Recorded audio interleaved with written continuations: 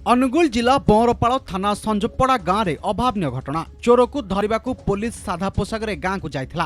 हेले पुलिस को पिला चोर भावी ग्रामवासी मान निस्तुक माड़ मारिबा सहित तांको गाड़ी भंगारुजा करथिले। खबर पाई गाँव में पुलिस पहुंचवा पर गिरफ भय गाँ पुरुष शून्य हो जाइछि। सूचना अनुसार किछि पुलिस कर्मचारी जड़े चोर को धरने को जाई साधा पोशाक जीवा सह पुलिस गाड़ी बदल में अन्य एक कार रे संजपड़ा गाँव को जाइथिले। तेबे गाँव में बुलाबुली करुवा बेले पिला चोर संदेह करी गाँ लोके एकत्रित होई आक्रमण करथिले। गाँ लोक आक्रमण करुवा समय सेमाने पुलिस परिचय देथिले मध्य सेमाने शुणी नथिले। खबर पाई बंरपाड़ पुलिस सेठारे पहुंची साधा पोशाक जाइथिया पुलिस कर्मचारी को ग्रामवासी निकटरू उद्धार करथिले। परे पुलिस अधिक फोर्स डाकिबारु गाँ लोके सेठारु छाड़ी पळाइथिले।